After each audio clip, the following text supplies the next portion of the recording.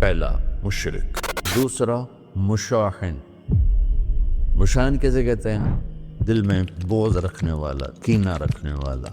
تیسرا مسبل ازارہ، اپنے پاجامے شلوار چادر کو ٹخنوں سے نیچے تک لے جانے والا، لیکن ایک شرط کے ساتھ کہ وہ تکبر کی وجہ سے، سستی کی وجہ سے ہے، غفلت کی وجہ سے ہے۔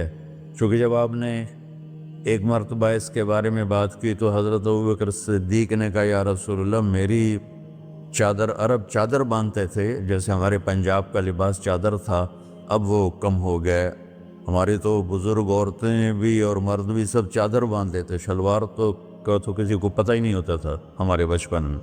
یہ تو پھر آہستہ آہستہ جب تعلیم آئی تو شلوار دیہاتوں میں بھی اور شہروں میں عام ہو گئی۔ تو اگر وہ اس لیے لٹکا رہا ہے کہ طبیعت میں تکبر ہے، پھر اس وعید کا وہ حقدار ہے۔ اگر ویسے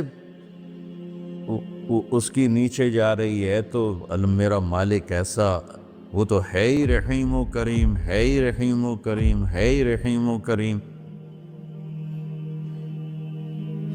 صرف شلوار نیچے لٹکانے سے وہ اتنی شدید سزا دے، اگر اس کے پیچھے تکبر ہے، پھر ہے یہ تکبر نہیں ہے تو انشاءاللہ وہ اس سے محفوظ ہوگا۔ تو اپنی چادر کو لٹکانے والا، لیکن بشرط تکبر۔ کتنے ہو گئے؟ تین۔ عاق لوالدیہ، ماں باپ کا نافرمان۔ نافرمان ایسا کہ دکھ دینے والا۔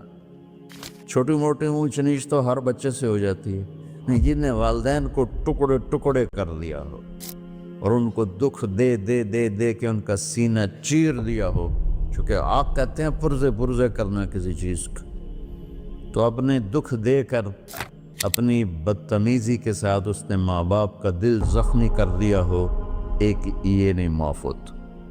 پانچواں مدمن خمر، مسلسل شراب پینے والا، مستقل جو شراب کا عادی ہو۔ ان پانچ کو مؤخر کر دیا جاتا ہے۔ معافی نہیں ہونے کا مطلب یہ نہیں کہ اللہ تعالیٰ کبھی معاف نہیں کرے گا۔ معافی نہ ہونے کا مطلب یہ ہے کہ یہ پانچ ایسے گناہ ہیں کہ اس کی وجہ سے بخشش رک جاتی ہے۔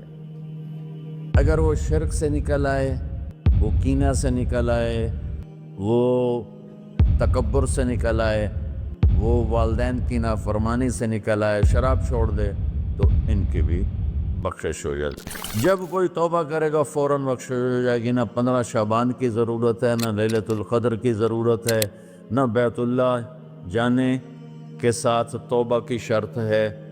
جہاں بھی وہ بیٹھ کے توبہ کرے گا، جس لمحے میں کرے گا، اسی وقت اس کی توبہ قبول ہوگی اور اللہ اس کے پچھلے سارے گناہوں کو معاف فرما دے۔ دن کا روزہ، رات کا قیام، زیادہ قیام سے مراد میں پڑھ لے، کوئی مسجد میں پڑھ لے،